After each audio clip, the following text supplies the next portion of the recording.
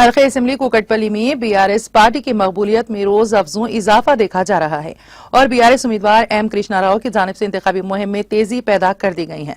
चुनाचे रुकन असेंबली हल्के असेंबली कुकटपल्ली वो बीआरएस उम्मीदवार एम कृष्णा राव ने कॉरपोरेटर पी सुरेशा बाबू के हमरा बालाजी नगर डिवीजन के मुख्तलिफ इलाकों में एसोसिएशन के अरकान की जानिब से मुनक्किदा इजलासों में शिरकत की।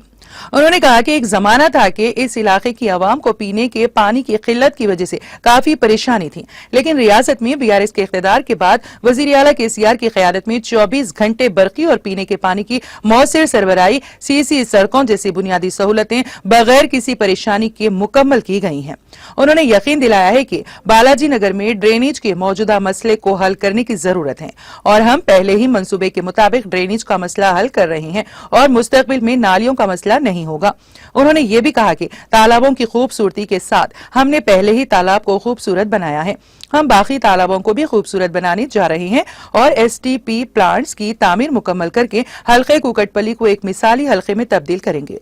उन्होंने कुकटपल्ली हल्के की आवाम से जहां से वो मुकाबला कर रहे हैं भारी अक्सरियत से कामयाब बनाने की अपील की है। इस मौके पर साबिक कॉरपोरेटर पी बापू राव, डिवीजन के सदर प्रभाकर गौड़ के अलावा दीगर मुकामी कायदीन और कारकुनान ने शिरकत की। इस मौके पर बोइनपल्ली में कुकटपल्ली रुकन असेंबली एम कृष्णा राव की मौजूदगी में कॉरपोरेटर मदम नरसिम्हा यादव की क़यादत में अंजया नगर से कांग्रेस की सीनियर लीडर कविता ने 400 कांग्रेस कारकुनों के साथ बीआरएस पार्टी में शमूलियत इख्तियार कर ली। గతంలో ఎలక్షన్లు వస్తాయంటే మనకి ఉందా పరిస్థితి, అన్ని పనులు అయిపోయినాయి సార్ అని చెప్పి సపోర్ట్ కొట్టి కండవలు వేసుకొని ఓటేద్దామని చెప్పారు. అందుకొరకే మీ కమిటాలు అంటే కమిటాలు, నీళ్ళు అంటే నీళ్లు, డ్రైనేజ్ అంటే డ్రైనేజ్ అన్ని కూడా మీ సమస్యలు పరిష్కరించారు. ఇప్పుడే ఇంతకుముందు అపార్ట్మెంట్లో దాని కొంతమంది అడిగారు ఆడపడుచులు, హైటెన్షన్ కింద ఉన్నటువంటిది ఆ రోడ్ ఒకటి క్లియర్ అడిగారు.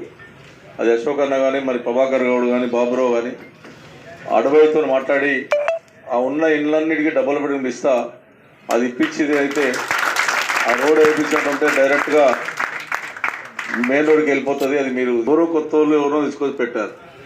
మీ అందరూ తెలుసు, అందుబాటులో ఉన్నటువంటి వ్యక్తిని ముందు నుంచి మేము యువతకి ఎలా పార్కులు కానీ, ఇండోర్ స్టేడియంలు కానీ, వాలీబాల్ కోర్టు కానీ, పెద్దగా క్రికెట్ గ్రౌండ్ ఎక్కడ లేదు హైదరాబాద్లో, మన దగ్గర అది కూడా చేయబోతా ఉన్నాం.